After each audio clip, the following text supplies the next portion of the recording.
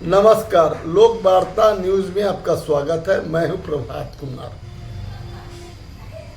मैं आज आपको उस शख्सियत के बारे में बताने जा रहा हूं जिनके नाम से कभी इस बिहार की धरती पर बड़े बड़े हाकिम और प्रशासनिक महकमा के अधिकारी खौफ खाते थे।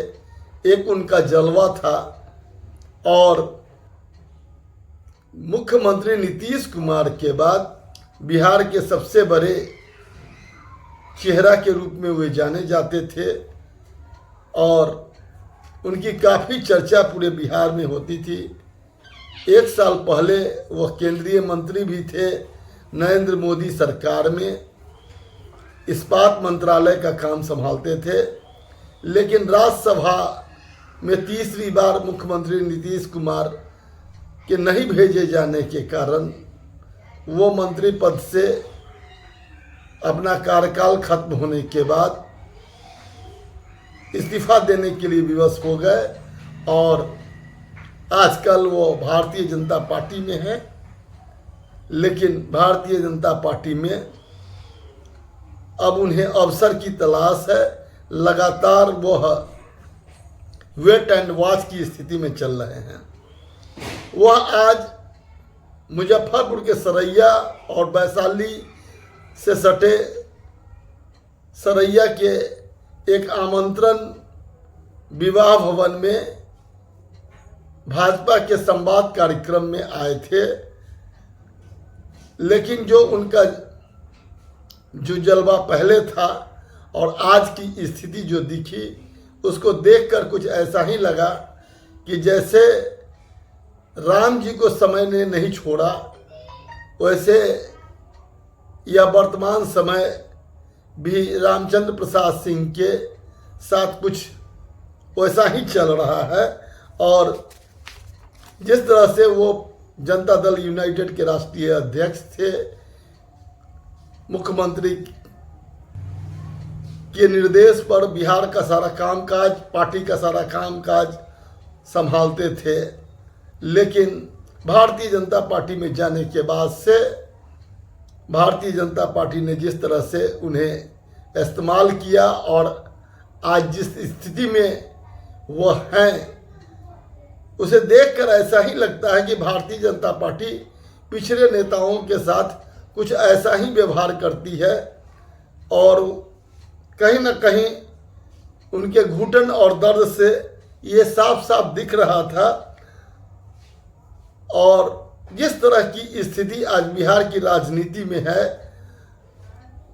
और जो प्रधानमंत्री नरेंद्र मोदी की सरकार है, उसमें भारतीय जनता पार्टी आरसीपी सिंह के कारण अपना रिश्ता नहीं बिगाड़ना चाहती है नीतीश कुमार से, जबकि एनडीए की सरकार है और जनता दल यूनाइटेड और भारतीय जनता पार्टी दोनों इस सरकार में शामिल है। फिर भी दोनों जमाने का अंतर अगर हम देखें तो बहुत साफ साफ दिख रहा था। कार्यक्रम भारतीय जनता पार्टी का था, लेकिन अगर भारतीय जनता पार्टी में भी जिस कद के नेता हैं रामचंद्र प्रसाद सिंह, आज कोई मंत्री नहीं दिखा, कोई विधायक नहीं दिखा, भारतीय जनता पार्टी के जिला इकाई का अध्यक्ष और या कोई उसका बड़ा नेता नहीं दिखा। इसके कारण मुझे बड़ा दुख हुआ। मुझे ऐसा लगा कि यह कहीं ना कहीं रामचंद्र प्रसाद सिंह के बुरे दिन का दौर है और इस दौर में जिस तरह से लोकसभा चुनाव के समय भी उन्हें जिस तरह से पर्दे के पीछे रखा गया, लेकिन अब वो पूरे बिहार में बीजेपी के तमाम निर्देशों से अलग हटकर दौरा भी कर रहे हैं। वैसे पार्टी में बने हुए हैं, पार्टी के अनुशासन को तो नहीं तोड़ रहे हैं, लेकिन उनका पूरे बिहार में दौरा जारी है। वैसे बातचीत में वह बताते हैं कि उनका इरादा कोई पार्टी बनाने का नहीं है, वह जहां है मजबूती के साथ है। प्रधानमंत्री मोदी में उनकी आस्था है और वो आगे भी बने रहेंगे। और अब देखिए कि आज उन्होंने किस तरह से बिहार सरकार पर दबे जुबान कुछ बातें कही जिसमें मुख्य रूप से जो जमीन और शराब का मामला है उसको लेकर भी उन्होंने बहुत कुछ कहा है।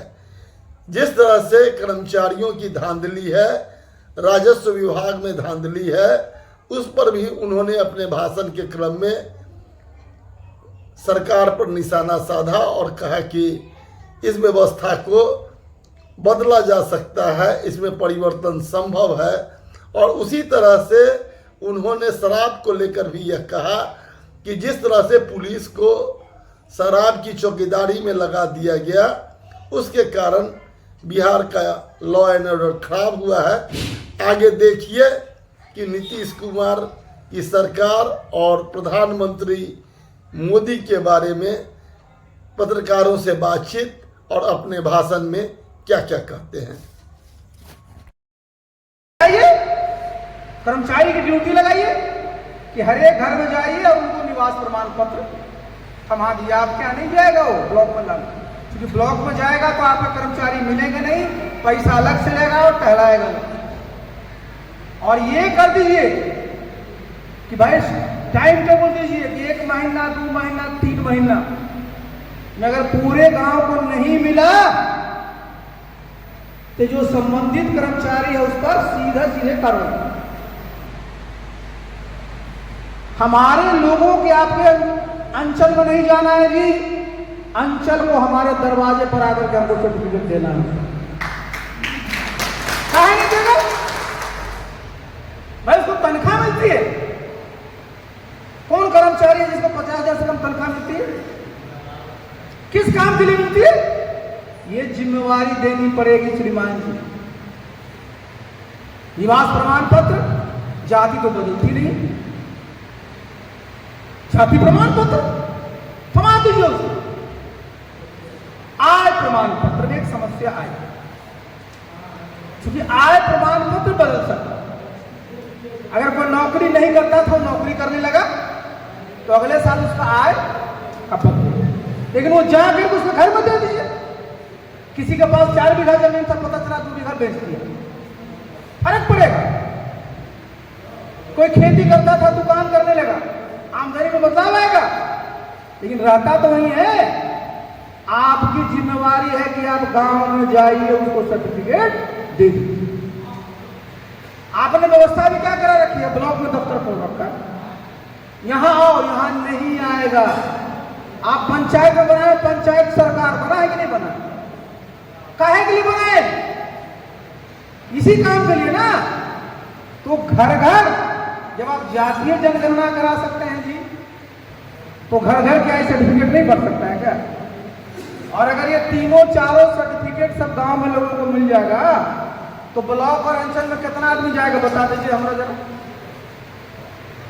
बहुत कम लोग जाएंगे, बहुत कम लोग हैं।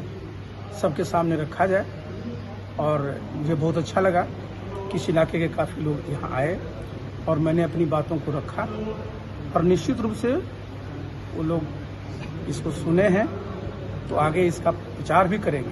संबोधन के दौरान सर सवाल आपने बताया कि विशेष राज्य का दर्जा किसी भी राज्य को 2001 के बाद नहीं मिला, लेकिन जदयू का हमेशा से रहा है कि विशेष राज्य का दर्जा। देखिए, ये मैंने कहा ना कि बहुत बार मैंने पहले भी कह चुका है, और आज की तारीख में पूरे देश में मैंने बताया कि बहुत सारे जो प्रदेश हैं जहाँ जहाँ भी औद्योगिकरण हो रहा है, किसी को विशेष राज्य का दर्जा नहीं। देखिए, विशेष राज्य का दर्जा तो एक बहुत पुराना मुद्दा सब लोगों का रहा है, और ये मैं बता दूं कि चौथा और 5वां जो वित्त आयोग था ना, उसकी अनुशंसा पर हुआ था, और 14वें वित्त आयोग के बाद से समाप्त हो। लेकिन जरूरी किस बात है कि भाई प्रदेश में निवेश होना चाहिए, प्रदेश में इन्वेस्टमेंट आना चाहिए, उद्योग धंधे लगेंगे तो लोगों को रोजगार मिलेगा। आज देखिए हमारे प्रधानमंत्री जी की क्या सोच है कि भारतवर्ष को 2047 में विकसित राष्ट्र बनाना है, तो भारत बस विकसित राष्ट्र तभी बनेगा ना जब बिहार भी विकसित राष्ट्र बनेगा। और एक जो अनुमान है कि 2047 में जब भारत विकसित राष्ट्र बनेगा तो प्रति व्यक्ति आय 15 से 16 लाख रुपए होगी। आज आप देश में प्रति व्यक्ति आय 1,82,000 रुपये है, और बिहार में हमारे सिर्फ 54,000 है। तो आप समझिए कि बिहार भी को तब जब विकसित प्रदेश बनना है 2047 में, तो 54,000 को 15 से 16 लाख करने के लिए 30 से 35 गुना लोगों की प्रति व्यक्ति आमदनी बढ़ानी पड़ेगी। और आमदनी बढ़ेगी कैसे? जब इसके लिए पूरा का पूरा निवेश आएगा, जब इन्वेस्टमेंट आएगा, जब कैपिटल पूरा लगेगा, तभी ना। और अगर आप ये नहीं करिएगा तो पता चला भारत तो विकसित राष्ट्र बन गया और बिहार में पीछे रह गए। सर, एक बात और आपने कहा था कि विकास का मतलब सड़क पुल पुलिया बनना नहीं होता है, उसको ये मैंने सुविधाएं बहुत ही कहा जाता है। स्पष्टता से मैंने कहा। नीतीश बाबू तो इसी को मुद्दा बनाकर पूरे देश में देखिए, राजनीति कर रहे हैं। मैं इस पर नहीं कह रहा हूँ, ये सारी सुविधाएं हैं जी। मैंने बताया ना कि अब चमचमाती हुई सड़कें बना दें, और हमारे जो साथी है उसके पॉकेट में 1 रुपया नहीं है, क्या करेगा सड़क? आप बिजली दे दीजिए, उसके घर में चूल्हे में जलाने के लिए पैसे नहीं है, तो क्या कर लेगा? ये सुविधाएं हैं, ये सुविधाएं देना राज्य का दायित्व है जी, समझे? सबसे बड़ा दायित्व क्या है? और विकास का मतलब होता है प्रति व्यक्ति आय बढ़ाना, वही पैमाना होता है। और उस पैमाने पर ही कोई प्रदेश विकसित है, कोई प्रदेश अविकसित है, वो नापा जाता है। सर, एनडीए की सरकार बिहार में है और क्राइम की स्थिति बहुत बढ़ती जा रही है बिहार में। अभी आप दौरे पे इधर आए हैं, क्या करेंगे? देखिए, मैं तो रहा हूँ, साथ में भी हूँ। 2005 से 2010 नीतीश बाबू को यूएसपी क्या रही है? यूनिक सेलिंग पॉइंट, कानून का राज। ये कहा है, अपराधी कानून से डरते थे, एक माहौल ऐसा बना था। और ये जो कानून व्यवस्था होती है ना, ये सबसे जरूरी होता है। और कानून व्यवस्था, कानून श्रवण रोज करना होता है। और मुझे तो देखिए, इस बात का मैंने तो कई वर्षों से मैं इस फील्ड में काम किया हूँ। मुख्यमंत्री जी इसका बराबर अनुश्रवण भी करते रहते हैं। लेकिन देखिए, आप जानते हैं ना कि जब अलीगढ़ में ताला बनता है तो चोर लोग नकली उसका चाबी बना लेता है। तो अगर आप कानून बनाते हैं, कोई कानून का रास्ता निकाल करके निकलना चाहता है, तो सख्ती काम करना किसका काम है? देखिए, 2005-10 में, जरा देखिए, इस बात को समझना चाहिए। 2005-10 में जो हमारी पुलिस, उसका एक ही काम था कि किसी भी कीमत पर कानून व्यवस्था को कायम रखना है। अपराधी की हिम्मत नहीं होती थी अपराध करने, स्पीडी ट्रायल होता था, सजा हो जाता। 2016 के बाद से हल्का सा परिवर्तन क्या हुआ है? एक अच्छी सोच के तहत नीतीश बाबू ने बिहार में शराबबंदी लागू की। पुलिस को इसकी पूरी जिम्मेवारी दे दी गई। अब पुलिस जो है ना, संख्या तो उतना ही है, संसाधन तो उतना ही है। अब उनके अगर इलाके में शराब की कोई घटना हो जाए तो उनकी तो नौकरी खतरे में है। तो प्राथमिकता जो है ना, जो होना चाहिए हर एक थाने लेवल पर, उसमें थोड़ा सा हल्का सा बदलाव दिख रहा है, जिसका प्रभाव कानून व्यवस्था पर पड़ रहा है। तो देखिए, इस पर सोचना पड़ेगा कि पुलिस का मुख्य का दायित्व क्या है? कानून व्यवस्था का संवरण करना। भाई, शराबबंदी भी है, उसको लागू करना, उसके लिए पूरा का पूरा एक्साइज डिपार्टमेंट है, उसको जितना ताकत देना आप दीजिए। लेकिन पुलिस का मुख्य काम जो है, वो अपराध पर नियंत्रण करना है। अगर पुलिस दिन भर अगर रह जाएगी शराबबंदी के चक्कर में ना, तो बड़ी मुश्किल है।